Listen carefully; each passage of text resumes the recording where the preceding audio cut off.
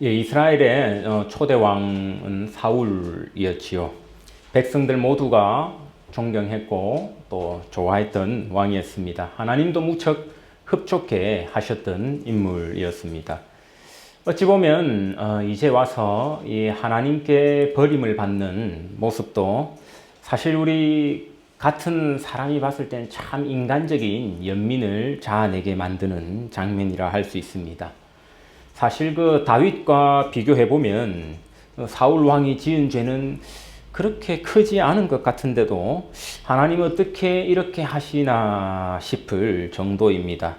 하나님 사실 다윗은 그렇게 사랑했음에도 다윗의 죄에 비해서는 정말 별것 아닌 것 같은 큰 죄를 짓지 않은 것 같은 사울에게는 왜 이렇게까지 하시나 그런 생각이 들지요. 진멸하라라는 말은요, 이 히브리어로 헤렘이라는 명령인데 싸그리 없애버린다라는 말입니다. 싹 불태워서 없애버리는 겁니다. 하나님께서 이 아말렉을 진멸하라고 사울 왕에게 명령하였습니다. 오늘날 윤리적인 관점에서는 하나님의 명령은 참 받들기가 힘들어 보입니다. 지금도 여전히 전쟁은 해요, 그죠? 지구상에 전쟁이 없었던 적은 없었습니다. 하지만 요즘 전쟁은요, 민간인의 희생이 용납되지 않습니다. 무력과 무력, 군사와 군사의 충돌이라 할 수 있죠. 이 비무장에 대한 그 공격을 전쟁이라고 하지는 않습니다. 그것은 사실 그 테러이자 학살이라 할 수 있을 겁니다. 오늘날에도 여전히 하나님은 전쟁을 허용하십니다. 하나님의 나라가 완전히 성취된 것이 아니라 여전히 악이 가득한 세상이기 때문입니다. 그러나 이 테러나 암살이나 학살과 같은 문제는 다르지요. 이건 하나님께서 허용하시지 않으십니다. 하지만 이 고대 당시에 하나님의 명령은 오늘날의 윤리적인 기준으로는 이해하기 어려운 점이 참으로 많이 있는 것 사실입니다. 아무리 하나님이라고 해도, 아무리 전쟁 중이라고 해도 갓난아이를 죽이라고 할 수 있느냐, 싸그리 살아있는 짐승들을 다 불태우라 할 수 있느냐. 우리가 사실 지금 이걸 이해하고자 하는 것이 오늘 본문을 보는 주된 목적이 아닙니다. 그걸 이해하려고 하면 이해도 못할 뿐더러 우리 사실 이해 못해요. 이해 못합니다. 오늘날 우리가 이미 이 시대를 살고 있다는 그 이유만으로 이 성경의 하나님 말씀을 이해할 수 없어요. 어떻게 이해해요? 제가 신학적으로 그 설명할 우리가 이해되게 납득할 방법이 없다니까요. 우리가 전쟁을 할 수 있죠. 전쟁을 가가지고 어디 갓난아이 뱃속의 아이까지 우리가 죽일 수가 있습니까? 그거 이해 못해요. 이 본문의 초점은요, 그러니까 이걸 이해하자. 왜 하나님 그렇게 잔혹한 명령을 하셨는가, 그 당시에는 이걸 이해하자가 아니라 이 사울 왕의 불순종에 초점이 가 있습니다. 엄밀히 말해 사울 왕이 온전하게 순종하지 못했다라는 겁니다. 이 내용은 우리가 오늘 앞서 본 것보다 조금 앞에 나오는 내용인데요. 15장 8절과 9절에 나오는 내용입니다. 일단 그 사울 왕이 아말렉의 왕 아각 왕은 사로잡았어요. 그리고 그의 모든 백성을 진멸했다라고 합니다. 싸그리 죽였다는 말이겠지요. 이는 뱃속의 아이까지 포함한 말입니다. 여기 우리가 우리의 감정을 이입할 필요는 없습니다. 하나님 왜 이렇게 잔혹하신가 하고, 그거는 우리가 성경을 보는 올바른 방법은 아니에요. 오늘 본문을 볼 때. 그러나 이 9절 말씀 보니까요, 좋은 양과 소, 그 밖에 좋은 재산들은 진멸하지 않고 가치 없고 하찮은 것만 진멸했다라고 말하고 있습니다. 여러분, 불순종에는요, 항상 이렇게 자기 욕심이 들어간 판단이 있습니다.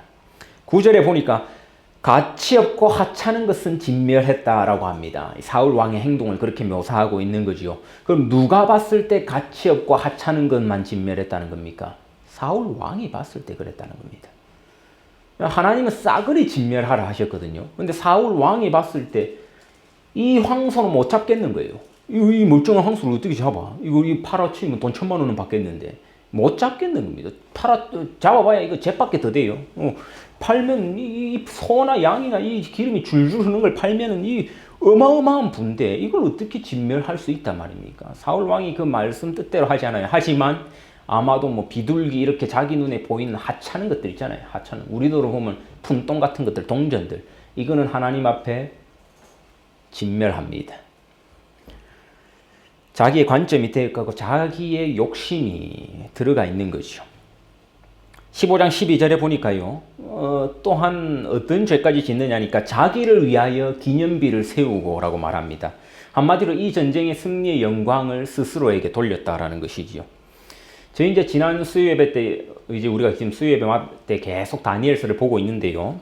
이제 지난 수요예배 때 봤던 장면이 이 느부갓네살 왕이 꿈을 꾸고 이제 자기도 그 꿈의 내용을 기억을 못 해가지고 내 꿈의 내용을 맞추고 그 꿈을 해석하는 사람에게는 큰 상을 내리겠다라고 했거든요. 아니면 다 죽여버리겠다. 이 지혜자들, 특별히 그걸 해석해야 될 책임자가 있는 지혜자나 술사나 마술사들, 내가 다 죽여버리겠다 하니까 다니엘이 하나님께 기도하고 그 응답을 받아서 왕이 무슨 꿈을 꿨는지 그 내용을 알게 됩니다.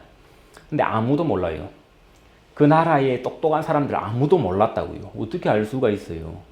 남이 꾼 내용을 해몽은 내가 하겠지만 그 꿈의 내용을 어떻게 알 수 있냐고요. 내가 무슨 꿈을 꿨는지. 하나님이 알려주세요. 아무도 몰라서 죽을 위기에 처해 있었을 때 다니엘이 저벅저벅 걸어 나갑니다. 왕에게 이 꿈을 해석하겠다고. 그러면 그 순간은 사실 뭐냐면은 엄청난 영광의 순간입니다. 아무도 못하는 일을 지금 100% 해내게 생겼잖아요. 하나님이 가르쳐 줬으니까. 느부갓네살 왕이 꿈꾸면 사실 이런 내용이란다. 다니엘은 알아요. 그걸 압니다. 그러니까 이제 왕에게 그걸 맞추러 나가고 그걸 해석하기 위해 나갑니다. 영광, 이 세상에 가장 큰 영광을 입기 직전이라고요. 우리가 뭐 아무도 풀지 못하는 수학 문제를 내가 풀 수 있는 답을 하다가 내 책상에서 알아냈다 생각해 보십시오. 사실 그날은요, 내 인생이 뒤바뀌는 날입니다. 시궁창 같고 그냥 그저 그런 내 인생이 이제 스타덤에 오르기 직전의 날이라고요. 그때 다니엘이 뭐라고 했냐니까요. 왕에게 나가서 이렇게 합니다.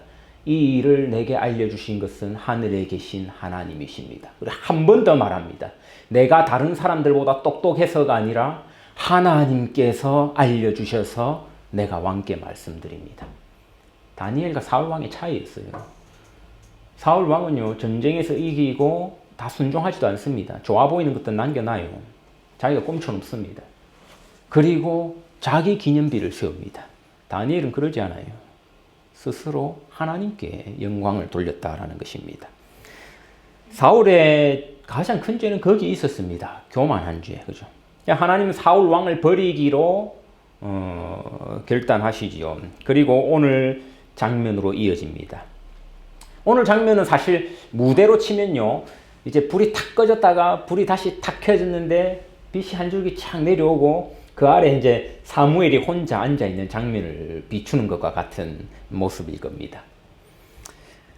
조명이 탁 켜지니까요, 그 아래 그 조명 아래 사무엘이 홀로 앉아 있습니다. 사무엘이 지금 어떤 감정으로 앉아 있다고 합니까? 슬퍼하고 있다고 하죠. 슬퍼하고 있다.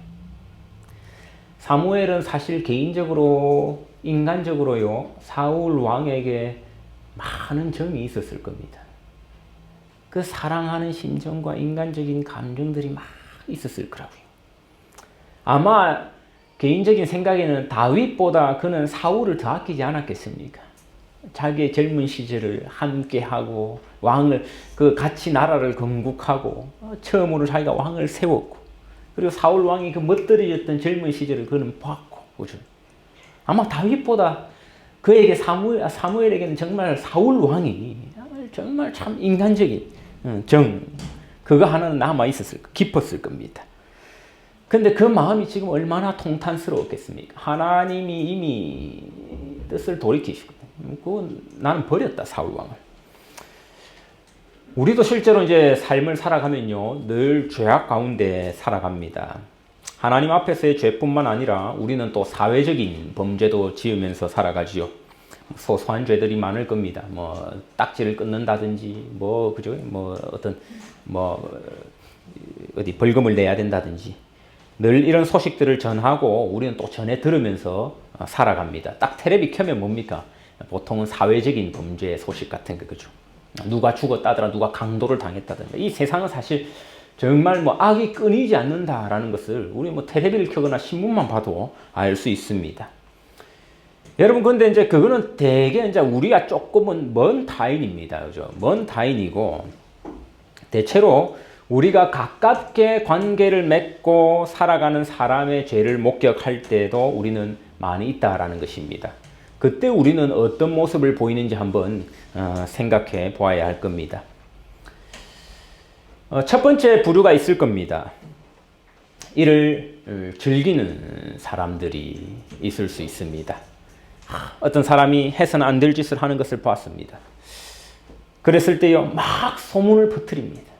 안타까워하는 척하지만 속으로는 즐깁니다. 예. 야, 저 사람도 결국은 저런 인간이었어. 뒤에서는 저런 일을 하는 인간이었어. 드라마 같은데 그런 장면들 많이 나오지 않습니까? 그죠? 예. 아니, 막 얌전한 고양이가 부뚜막이 먼저 올라간다니, 막, 그죠? 안 그런 줄 알았던 사람이 막 그랬다고, 막 그렇게 막 호들갑을 뜹니다. 뭐 저 남자 막 두 집 살림이라면서 막 이렇게 안타깝다고 하는데 사실 그 전하는 그 사람은 인생에서 제일 즐거워 보여요. 예, 막 얼마나 신나는지 모릅니다. 세상에서 제일 신나는 일 중 하나가요, 남의 죄를 봤을 때인 것 같아, 이런 생각이 들기도 합니다.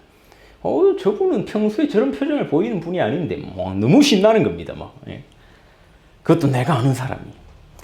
둘째로는 어떤 부류가 있나니까요, 일단은 무작정 덮고 가는 사람이 있습니다. 대체로 이런 경우는요, 친한 친구나 가족들이 하는 경우가 많지요. 아버지가 술에 취했는데 집까지 대리 기사를 부르지 않고 왔어요. 이런 놀라운 일이 있나? 아버지가 막 만취가 돼가지고 있는데, 예. 그래서 아들이 경찰에 신고합니까? 띠띠띠띠. 우리 아버지 만취 상태로 이래 오셨습니다. 대리 없이. 그럼 아내가 신고할 겁니까? 우리 남편 만취 상태로 운전해 왔다고? 아니면 착하기만 한 줄 알았던 우리 아이의 가방을 이렇게 막 뒤져보는데 툭 떨어진 게 컨닝 페이퍼. 야, 추궁합니다. 이리 와봐라. 이 뭐냐 이거. 시험 뺏겼지. 그러니까 아이가 자수해요. 뺏겼습니다. 그럼 그 아이의 죄는요, 엄마한테 넘어옵니다. 과연 학교에 전화해서 이 사실을 솔직하게 밝히고 우리 아이가 정당한 그 징계를 받게 할 것인가? 아니면 우리 아이의 진학에 지장이 없도록 내 선에서 그냥 덮을 것인가? 사실 이 주제를 좀 키우면 예전에 그 영화, 그 봉준호 감독이 만들었던 마더 같은 영화가 나오는 것이죠. 그렇죠? 자기 아들 원빈의 살인죄를 알게 된 그 엄마 김혜자의 갈등과 그 최후의 선택을 보여줍니다. 그렇죠? 이 김혜자는 덮고 넘어가는 정도가 아니라 아예 다른 사람한테 덮어버리죠. 오래된 영화인데요. 그 이제 공지영 씨의 소설 우리들의 행복한 시간을 바탕으로 만든 영화가 있습니다. 그 이제 줄여서 우행시라고 부르던데, 강동원과 이나영이 주연으로 했던 영화인데 혹시 많이들 보셨지요? 오래된 영화입니다. 안 보셨습니까? 네. 그 영화 이제 강동원과 이나영 이 두 이렇게 주인공이 나오는데요. 그 커플들은 그 영화 같이 보지 말라 그렇게 했습니다. 너무 잘생기고 너무 예쁜 이 커플이 나오기 때문에 그 영화를 보고 나면은 요즘 그 유행한다는 드라마 오징어 게임처럼 내 여자친구 오징어처럼 보이고 내 남자친구 오징어처럼 보인다 해서 보지 말라고 하더라고요. 예. 그래서 이제 그 영화를 보면은 거기서 이제 강동원이 연기한 그 배역이요, 살인죄로 이제 사형 선고를 받고 복역하고 있는 죄수입니다. 이나영은 이제 미대 교수로 나오는데요, 이 자살 시도만 3번 해가지고 이제 뭐 우울증도 있고 뭐 여러 가지 정신분열도 있고 뭐 이래가지고 고모가 이제 교도소의 그 재소자들 교화시키는 프로그램에 이제 끌고 갑니다. 근데 이제 극 중에 이나영이 이제 이 성격이 삐뚤게 나옵니다. 그래서 이제 자기 이야기를 이제 슬슬 풀게 돼요. 알고 봤더니 이제 어린 시절 그 사촌 오빠한테 그 강간을 당했던 그 일이 있었지요. 그 사촌 오빠한테 강간을 당하고 울면서 엄마한테 갑니다. 그래 엄마가 하는 말이 여자애가 어떻게 처신을 했길래 그 말을 하죠. 이나영이 대듭니다. 막 그런 거 아니라고 막 대드는데 엄마가 막 뺨을 때립니다. 왜냐니까 이나영의 집이 막 경제적으로 너무 어려워가지고 사실 그 사촌 오빠 집에서 금전적인 지원을 받고 있었던 겁니다. 그러니까 엄마는 딸의 상처보다 그 돈이 사실 더 두려웠던 겁니다. 영화에는 이제 나오지 않는데 소설에는 그런 고백이 나오더라고요. 그 이나영이 연기했던 그 인물이 고백하는 거죠. 강간 자체보다 엄마의 그런 반응이 더 큰 상처였다.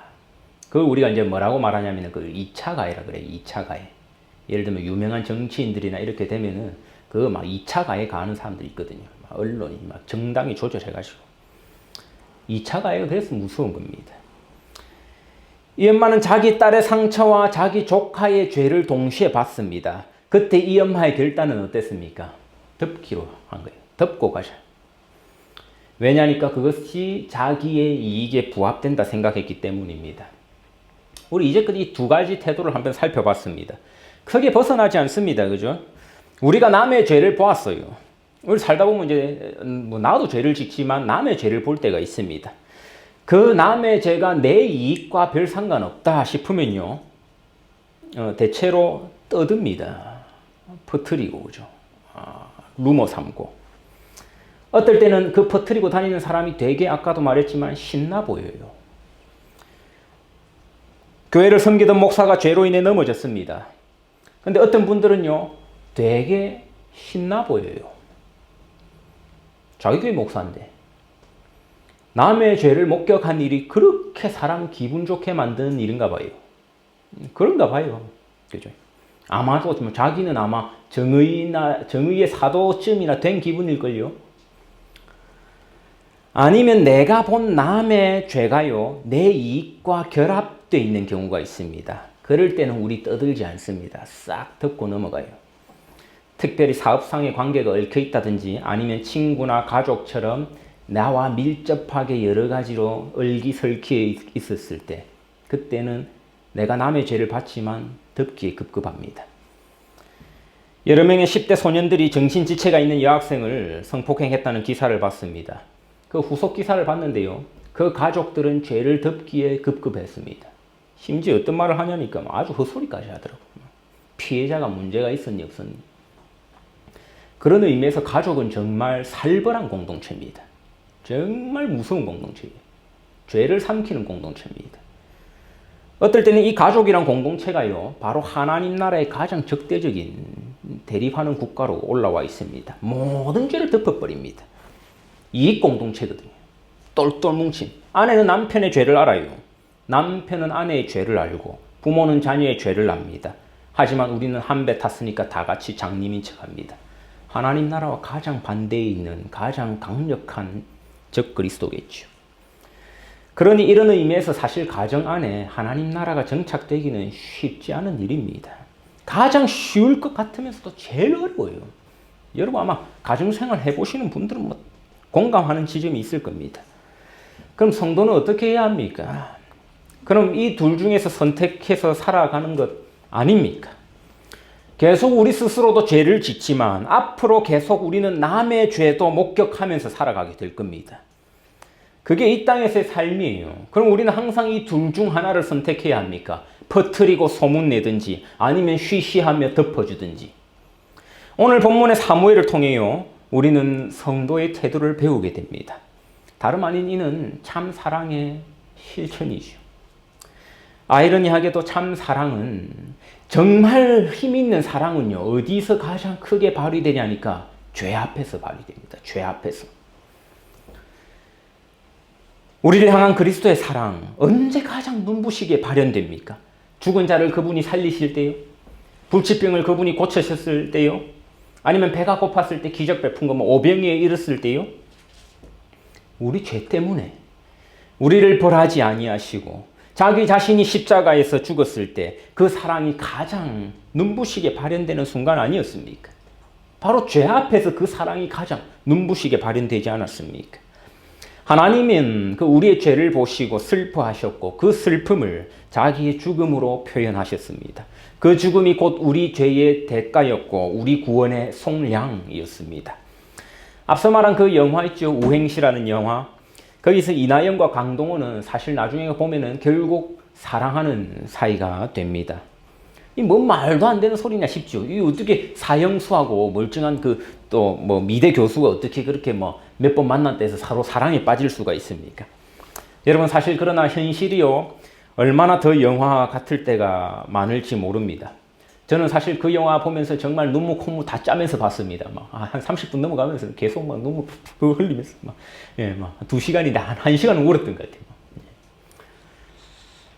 이게 사실 사무엘이 보였던 태도였습니다.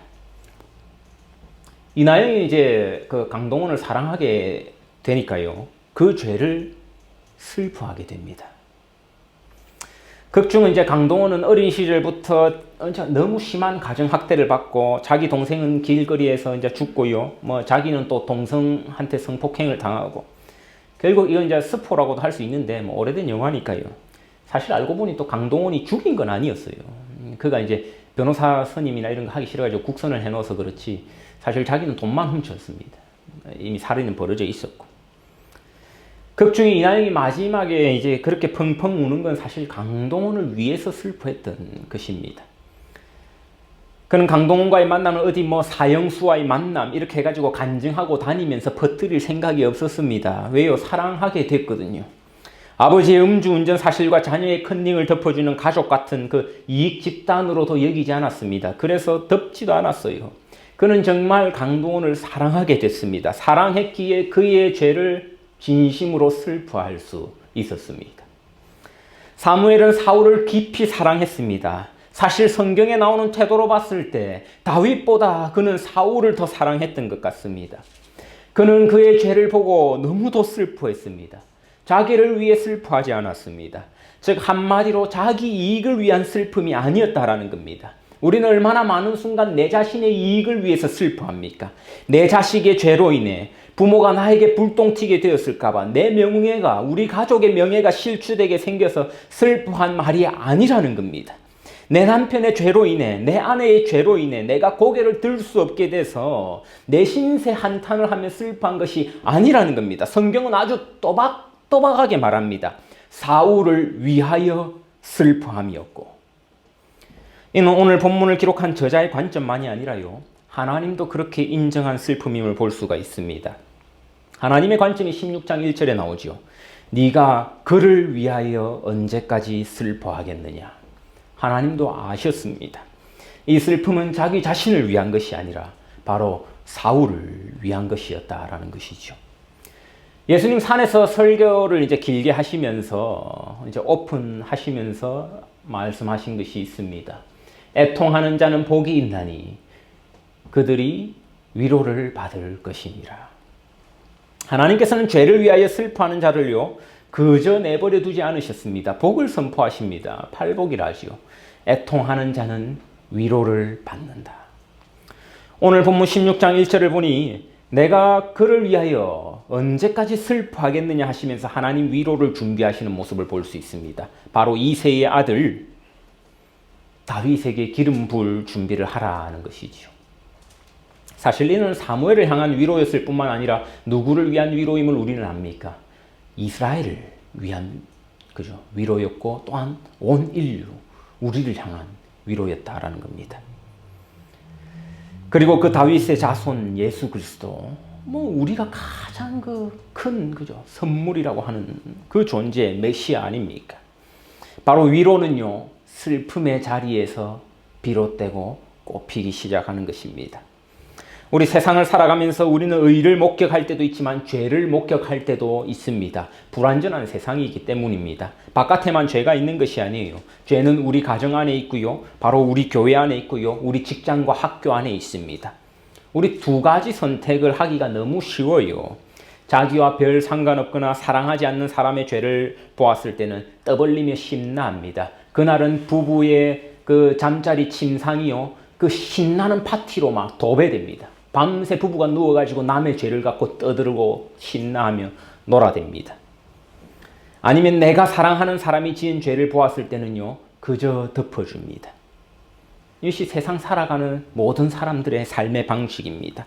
그러나 오늘 우리는 성경을 통해서 제3의 길이 있음을 발견합니다. 하나님을 사랑하고 또한 죄 지은 그 사람도 사랑하는 자는요. 애통할 수 있다라는 겁니다. 예수님 선포하신 그 팔복의 요소입니다. 그런 애통하는 자에게는 복이 있나니 사람이 줄 수 없는 위로가 있을 것이다 라는 것입니다.